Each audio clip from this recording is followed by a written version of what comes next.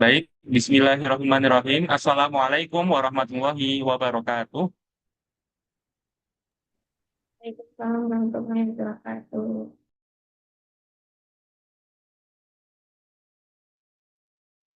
Alhamdulillahirrahmanirrahim. Segala puji bagi Allah Subhanahu wa Ta'ala yang masih memberikan kita kenikmatan, kesehatan, dan juga kesempatan.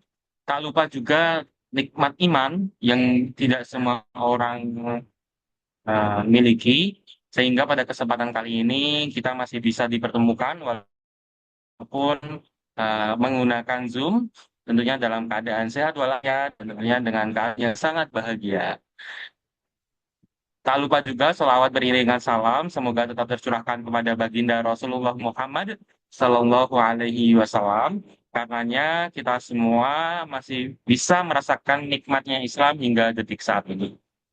Sebelumnya, kami ingin mengucapkan terima kasih kepada Bapak Zaki selaku dosen pengampu mata kuliah Pendidikan Agama Islam dan juga yang saya banggakan dan juga saya sayangi rekan-rekan kelompok 7 yang telah menyelesaikan diskusi terkait Islam dan globalisasi. Nah, namun sebelum masuk ke presentasi, boleh di next slide, Kak?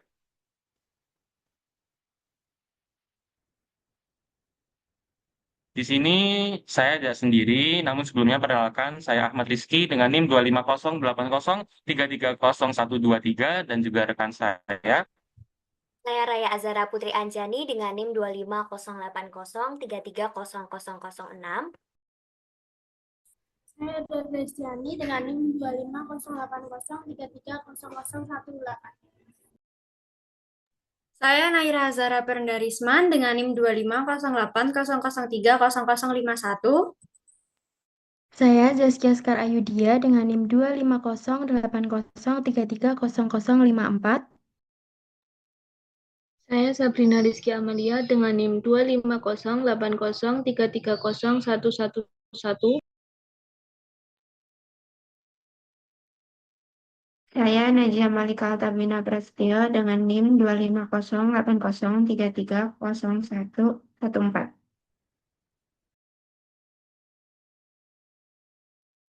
Saya Dwi Retno Hazana dengan NIM 2508083300153.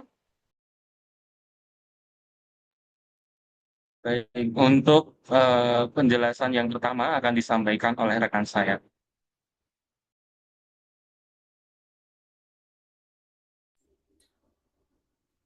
Yang pertama ada globalisasi. Globalisasi berasal dari kata global yang berarti mendunia atau mencakup seluruh dunia. Secara umum, globalisasi adalah proses terkait antara manusia, bangsa, dan negara di seluruh dunia melalui kemajuan teknologi, komunikasi, dan transportasi. Islam di satu sisi dan globalisasi di satu sisi lainnya merupakan dua hal yang saling berkembang dan saling mempengaruhi. Globalisasi dipahami sebagai kecenderungan kehidupan manusia untuk saling terkait baik antara individu maupun antara bangsa yang didukung oleh sarana dan prasarana yang canggih. Globalisasi dalam perspektif Islam dipandang sebagai proses yang tidak dapat dihindari dan dapat membawa manfaat karena Islam dan globalisasi saling berkembang serta saling mempengaruhi. Globalisasi dapat menjadi sarana untuk memperkuat hubungan antara manusia dan menyebarkan nilai-nilai kebaikan serta ilmu pengetahuan. Namun, umat Islam harus menyikapinya dengan bijak, yaitu tidak menerima semua pengaruh secara langsung, tetapi memilih dan menyesuaikan agar tetap sesuai dengan nilai-nilai ajaran Islam. Selanjutnya akan dijelaskan oleh rekan saya.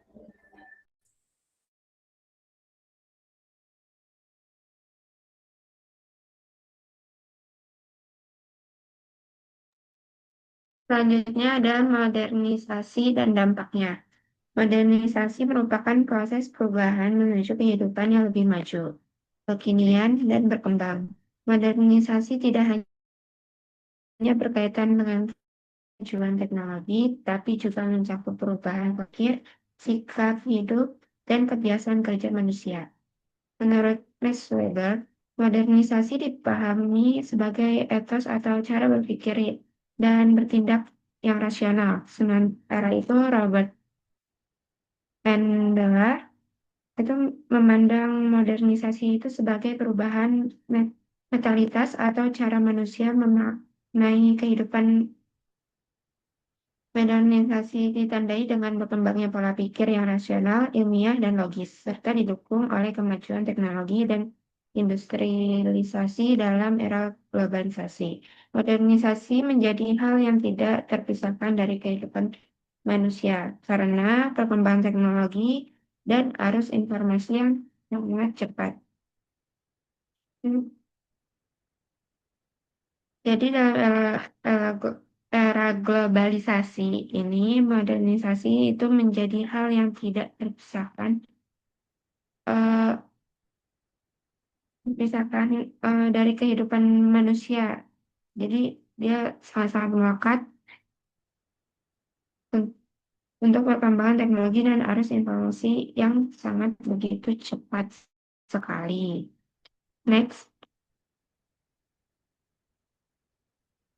selanjutnya di sini ada dampak modernisasi itu terbagi menjadi dua, ada positif dan negatif. Dampak positifnya pertama, kemajuan ilmu pengetahuan dan teknologi yang mempermudah aktivitas manusia. Contohnya itu kita bisa belajar atau bekerja lebih mudah dengan bantuan teknologi yang ada sekarang. Terus yang kedua, akses informasi menjadi lebih cepat dan luas. Akses informasi menjadi lebih cepat dan luas ini tuh kita bisa mendapatkan informasi yang lebih cepat, juga eh, kita bisa dapat informasi itu dari mana aja dan kapan saja. Terus yang ketiga ada peningkatan kualitas pendidikan. Dengan adanya teknologi yang sekarang ini yang lebih maju, sistem pembelajaran juga dapat menjadi lebih efektif dan lebih modern. Yang keempat, ada penyebaran dakwah Islam lebih mudah melalui media digital. Contohnya tuh seperti media sosial dan internet yang memang sekarang sudah lebih maju. Terus yang kelima ada mendorong pola pikir yang lebih terbuka, kritis, dan rasional. Jadi dalam ini tuh dalam kemajuan ini kita dapat mengalami berbagai masalah apapun yang bisa diselesaikan dengan cara cepat dengan teknologi yang sudah maju begitu dahsyatnya. Next,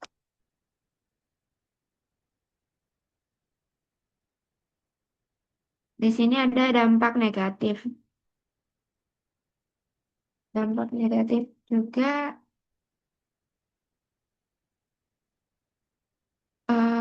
yang pertama ada munculnya modernisasi yang berlebihan, yaitu yang meniru budaya Barat tanpa disaring lebih lanjut. Yang kedua ada hilangnya nilai-nilai budaya dan keislaman karena itu sangat berpengaruh untuk budaya luar. Terus yang ketiga dan berkembangnya gaya hidup konsumtif dan hedonis, yaitu untuk lebih fokus pada kesenangan dan materi. Terus yang keempat ada munculnya paham sekularisme, yaitu pemisahan agama dan kehidupan dalam sehari-hari. Terus yang kelima ada berkurangnya interaksi sosial langsung karena penggunaan teknologi yang begitu maju sehingga empati dan solidaritas dalam masyarakat itu sangat menurun. Selanjutnya akan dijelaskan oleh rekan saya.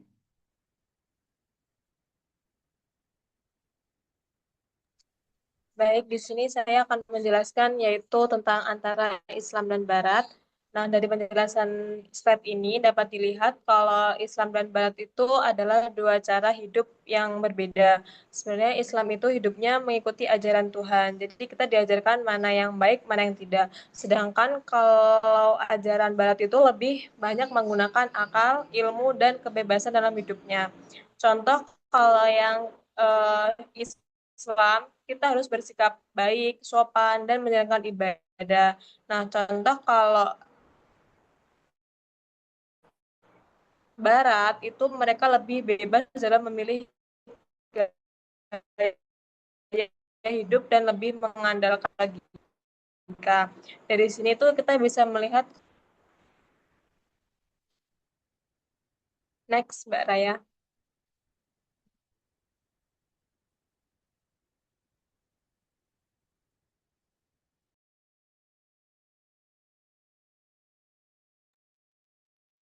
Nah, di selanjutnya adalah hubungan antara Islam dan Barat. Menariknya, hubungan Islam dan Barat tidak selalu soal bertentangan.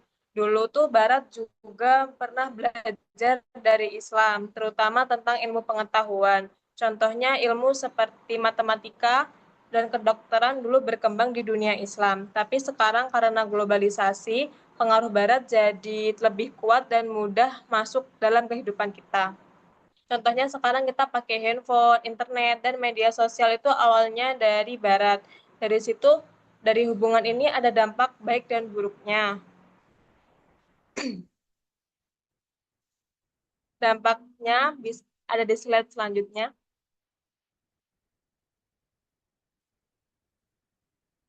Nah, dampaknya itu ada dampak negatif dan dampak positif. Dampak negatifnya itu munculnya gaya hidup yang terlalu bebas, mulai berkurangnya nilai-nilai keagamaan, dan masuknya budaya luar yang tidak selalu sesuai.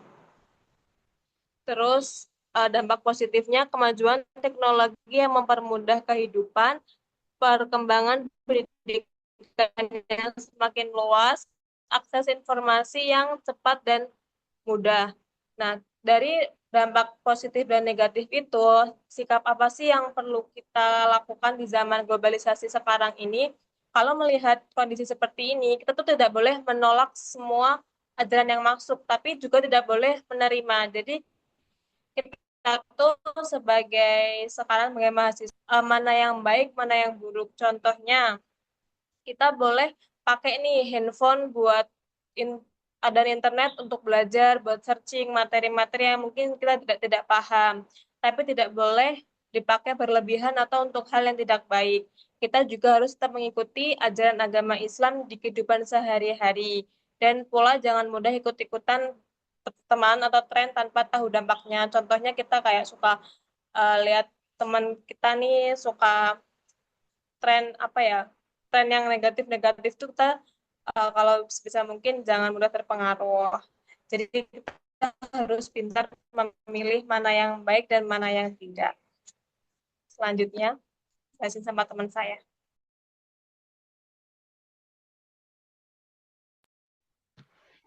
Selanjutnya ada Islam di tengah arus modernisasi. Di slide ini kita dapat lihat modernisasi itu sendiri merupakan proses perubahan dari kehidupan tradisional menuju kehidupan yang lebih maju dan rasional. Misalnya, sekarang kita belajar sudah menggunakan internet. Komunikasi bisa jadi lebih cepat dan hampir semua aktivitas dipermudah dengan teknologi. Nah, dalam hal ini, Islam sebenarnya tidak menolak modernisasi. Justru Islam mendorong umatnya untuk terus berkembang dan memperbaiki diri. Hal ini sesuai dengan Quran Surat Ar-Ra'd ayat 11 yang menjelaskan bahwa Allah tidak akan mengubah keadaan suatu kaum sampai mereka mengubah keadaan diri mereka sendiri. Artinya, perubahan itu harus dimulai dari diri kita sendiri. Kalau kita ingin maju, kita juga harus berusaha dan tidak hanya menunggu keadaan berubah. Selain itu, dalam Quran Surat Al-Imran ayat 110, dijelaskan bahwa umat Islam adalah umat terbaik yang memiliki tugas untuk mengajak kepada kebaikan dan mencegah keburukan. Jadi, di tengah perkembangan zaman ini, kita tidak hanya ikut arus modernisasi, tetapi juga harus membawa nilai-nilai kebaikan. Dari sini kita bisa lihat bahwa Islam berperan sebagai pedoman hidup agar manusia tetap berada pada nilai kebenaran meskipun zaman terus berubah. Next. Selanjutnya kita masuk ke tantangan generasi muda dalam menghadapi modernisasi. Generasi muda merupakan kelompok paling cepat terpengaruh oleh perkembangan zaman, baik dari segi teknologi, budaya, maupun gaya hidup. Salah satu tantangannya adalah krisis identitas. Banyak generasi muda yang bingung menentukan jati diri karena adanya pengaruh budaya luar yang tidak selalu sesuai dengan nilai-nilai Islam. Selain itu, ada juga pengaruh gaya hidup negatif, seperti materialisme, hedonisme, dan individualisme, yang lebih mementingkan kesenangan pribadi dan kurang peduli terhadap orang lain. Kemudian, dari segi teknologi, meskipun memberikan banyak manfaat, tetapi juga menimbulkan dampak negatif seperti kecanduan media sosial, sulit fokus belajar, dan lalai dalam menjalankan kewajiban. Jika hal ini tidak diimbangi dengan pemahaman agama yang kuat, maka bisa menyebabkan melemahnya nilai-nilai keagamaan dalam diri generasi muda. Oleh karena itu, diperlukan sikap yang tepat dalam menghadapi arus modernisasi ini. Yang pertama adalah bersifat selektif terhadap pengaruh luar. Artinya, kita harus bisa memilah mana yang baik dan bermanfaat, serta mana yang tidak sesuai dengan ajaran Islam. Yang kedua adalah tetap berpegang pada ajaran Islam sebagai pedoman hidup. Jadi, meskipun kita mengikuti perkembangan zaman, kita tidak boleh meninggalkan nilai-nilai keislaman. Dan yang ketiga adalah menjaga keseimbangan antara kehidupan dunia dan akhirat. Kita boleh mengejar pendidikan, karir, dan teknologi, tetapi tetap harus menjalankan kewajiban sebagai seorang Muslim.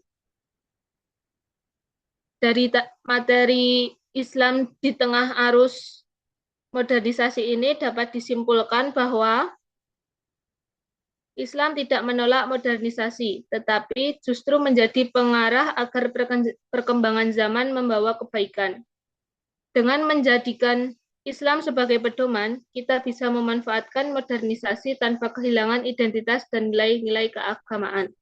Selanjutnya akan disampaikan oleh teman saya. Baik, yang selanjutnya yaitu pandangan Islam terhadap iptek atau ilmu pengetahuan dan teknologi. Jadi pada slide ini dijelaskan bahwa dalam perspektif Islam, ilmu pengetahuan dan teknologi ini merupakan bagian yang tidak terpisahkan dari kehidupan manusia. Islam tidak memandang iptek sebagai sesuatu yang bertentangan dengan agama, melainkan sebagai sarana untuk menjalankan peran manusia sebagai khalifah di bumi. Hal ini juga didukung oleh ajaran Islam dalam Al-Quran dan hadis yang mendorong umat Islam untuk selalu berpikir kritis, mencari ilmu, serta terus mengembangkan pengetahuan. Jadi menuntut ilmu dalam Islam itu tidak hanya bernilai duniawi, tetapi juga termasuk bentuk ibadah. Nah, memasuki era modern seperti revolusi industri 4.0 dan society 5.0, perkembangan teknologi ini tuh terjadi sangat cepat dan mempengaruhi hampir seluruh aspek kehidupan. Dalam kondisi ini, umat Islam itu dituntut untuk mampu beradaptasi agar tidak tertinggal, bahkan juga diharapkan bisa menjadi pelopor dalam pengembangan teknologi.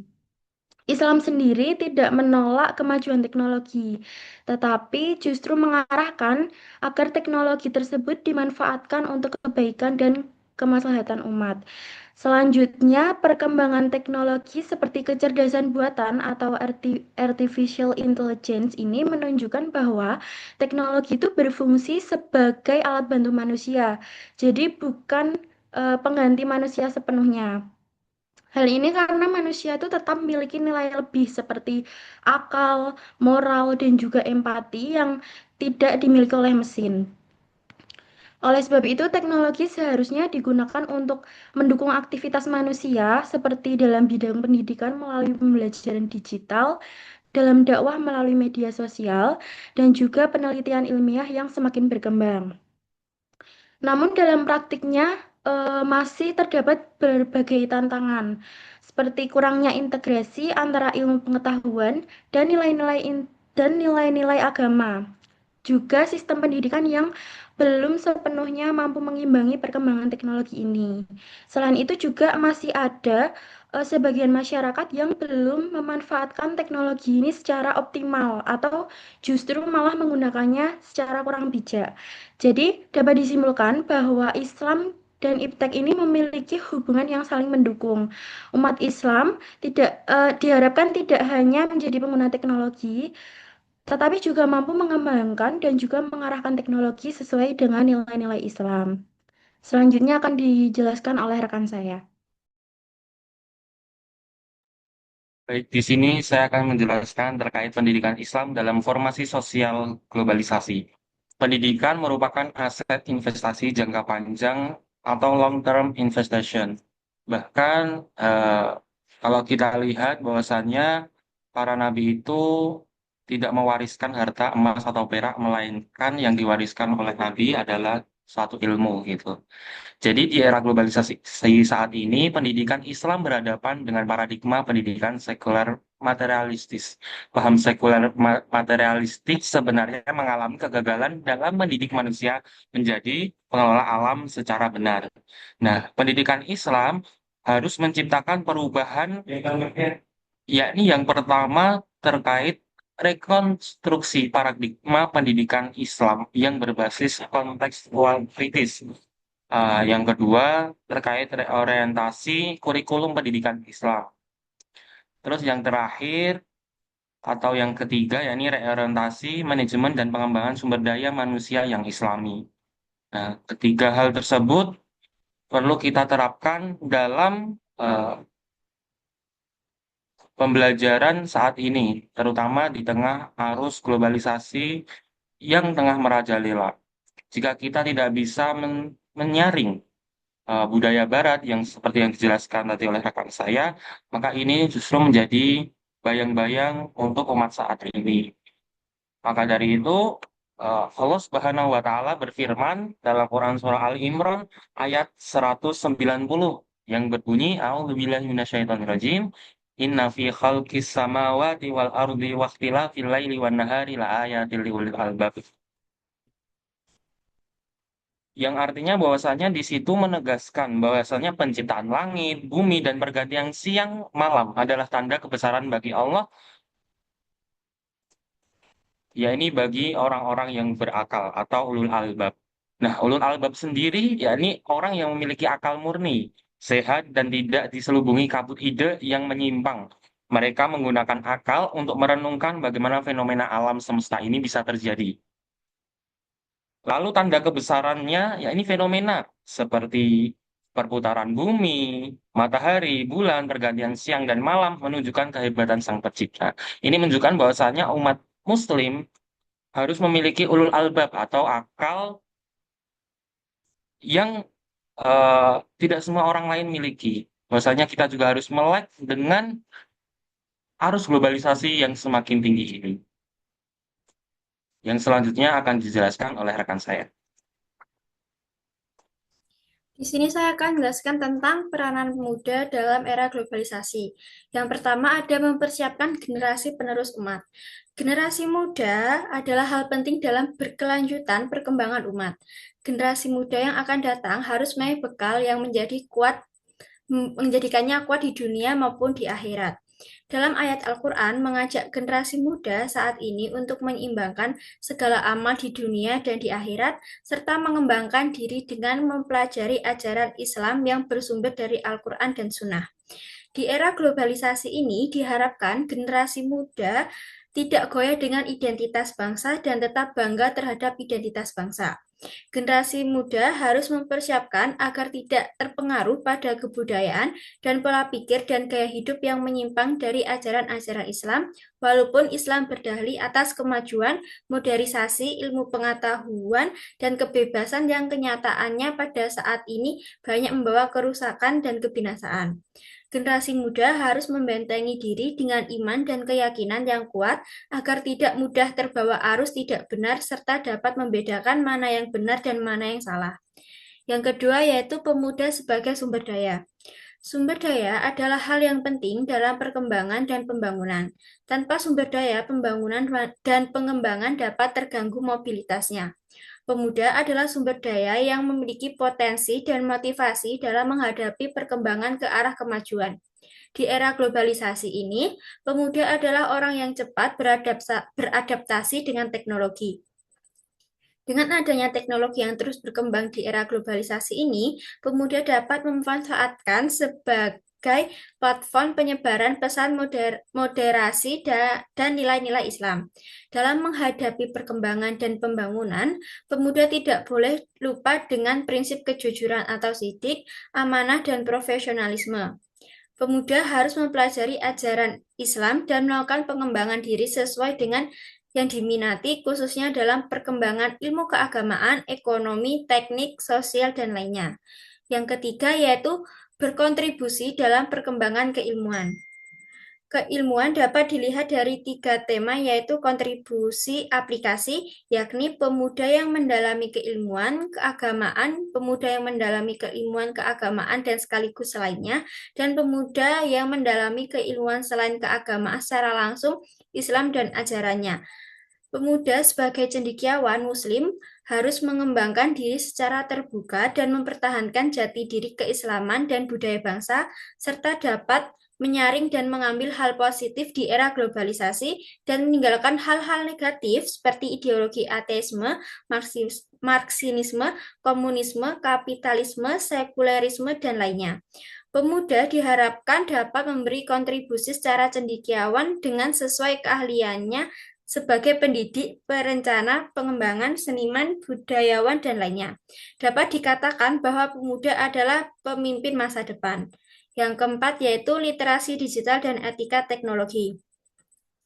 Pemuda Islam perlu memiliki kemampuan dalam literasi digital agar dapat menyaring informasi yang menyebar dan dengan mudah di era globalisasi ini.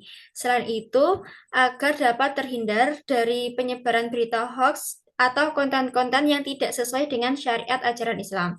Literasi digital berbasis dengan etika teknologi sangatlah penting di era globalisasi. Pemuda harus menggunakan logika dan data yang akurat sebelum bereaksi terhadap isu-isu sensitif yang menyimpang.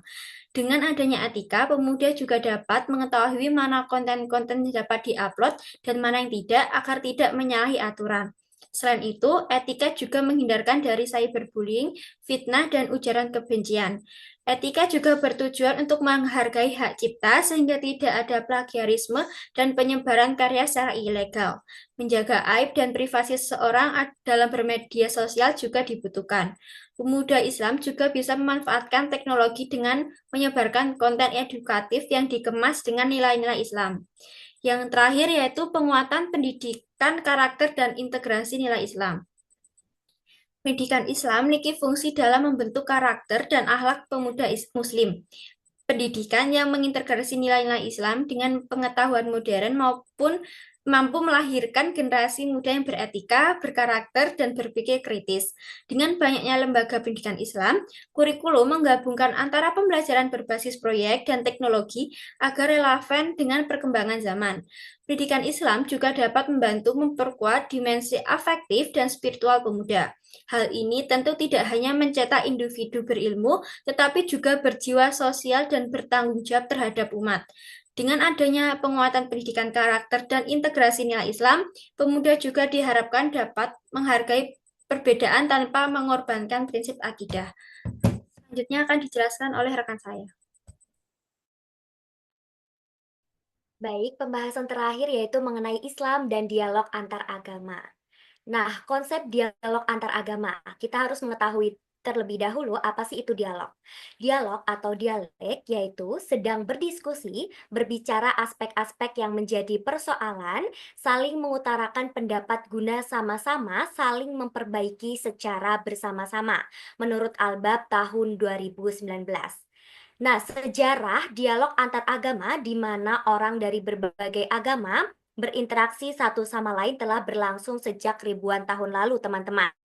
Yang pertama yaitu pada abad pertengahan. Pertemuan antara Islam dan Kristen di Eropa serta antara Islam dan Hindu di Asia Selatan membuka peluang untuk dialog yang lebih dalam. Tokoh seperti Ibnu Rushd dan Maimonides berkontribusi pada diskusi lintas agama dengan menjembatani perbedaan pendapat antara filsafat Yunani, teologi Kristen, dan ajaran Islam. Namun, diskusi ini seringkali disertai dengan konflik. Contohnya, terjadinya perang salib yang menunjukkan ketegangan antara komunitas Kristen dan Islam. Yang kedua, konferensi antar agama menjadi semakin penting pada abad ke-20, terutama setelah dua perang dunia yang mengungkapkan bahaya konflik identitas. Jadi, pada abad ke-20, konferensi dunia tentang agama dan perdamaian itu diadakan. Organisasi seperti Dewan Gereja Sedunia dan Forum Antar Agama dibentuk untuk memfasilitasi dialog antar agama. Jadi pendekatan ini menekankan pentingnya bekerja sama untuk mengatasi masalah global seperti kemiskinan, perubahan iklim, dan ketidakadilan sosial. Untuk mengatasi masalah ini memerlukan kontribusi dari semua lapisan masyarakat termasuk semua agama. Kemudian di era kontemporer atau di era modern masa kini, banyak ulama dan pemikir Islam seperti Yusuf Al-Qaradawi dan Muhammad Al-Ghazali mendorong pentingnya dialog lintas agama. Dialog antar agama menjadi semakin penting di era globalisasi, di mana masalah atau tantangan seperti ekstremisme dan intoleransi meningkat. Al-Quran menyatakan bahwa Allah menciptakan manusia dengan berbagai suku dan bangsa agar mereka saling mengenal, yaitu Quran Surah Al-Hujurat ayat 13. Jadi dialog antar agama itu lebih dari sekedar interaksi sosial, tetapi juga merupakan upaya memahami kebenaran dan nilai-nilai yang dianut oleh masing-masing agama. Jadi dapat disimpulkan teman-teman, dialog itu harus dilakukan dengan tulus dan terbuka. Jadi dari dialog ini diharapkan dapat membantu membangun perdamaian dan kesejahteraan bersama di dunia yang semakin kompleks. Dan tercipta suasana saling pengertian yang lebih baik di tengah keragaman yang ada. Pembahasan selanjutnya yaitu implementasi dialog antar agama di era modern. Di sini saya mengambil 3 contoh. Jadi, prinsip-prinsip hadis tentang toleransi, keadilan, dan penghormatan terhadap non-muslim sangat penting dalam dialog antar agama. Islam tidak hanya mengatur hubungan antara muslim, tetapi juga memandang interaksi dengan non-muslim sebagai bagian dari akhlak yang harus dijaga oleh setiap muslim. Yang pertama, contohnya di Indonesia, yaitu Indonesia kita ketahui merupakan negara dengan mayoritas muslim terbesar di dunia. Terdapat Forum Kerukunan Umat Beragama atau FKUB merupakan wadah bagi para pemuka agama untuk berdiskusi dan merumuskan solusi bersama dalam menghadapi berbagai tantangan sosial dan agama.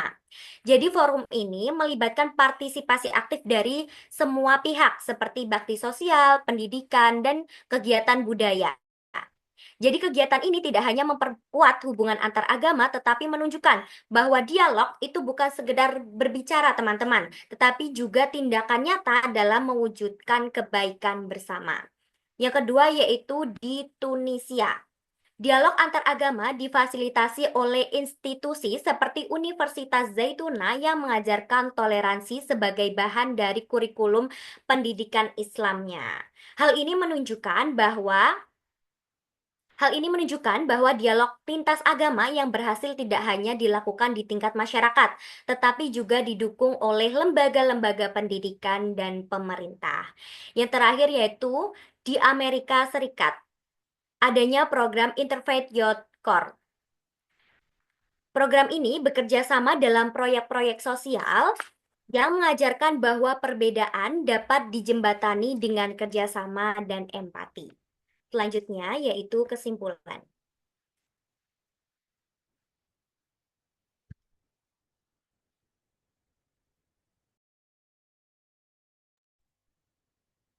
Selanjutnya, kesimpulan.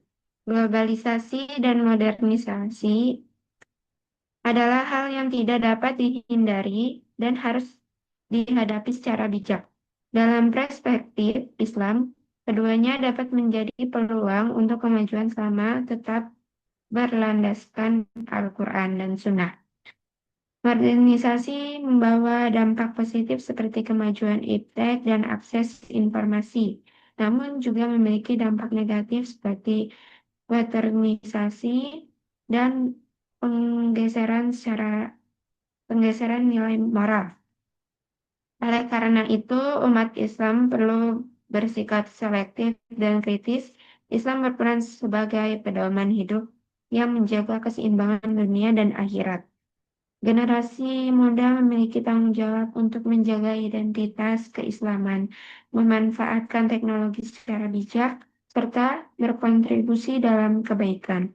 Selain itu, dialog antar agama penting untuk menciptakan toleransi dan kerukunan dalam masyarakat yang sangat erat.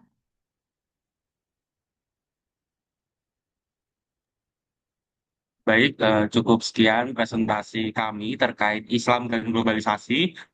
Semoga apa yang kami sampaikan eh, bermanfaat tentunya bagi kami selaku yang mempresentasikan dan juga harapannya rekan-rekan yang mendengarkan ini bisa paham terkait konsep Islam dan globalisasi.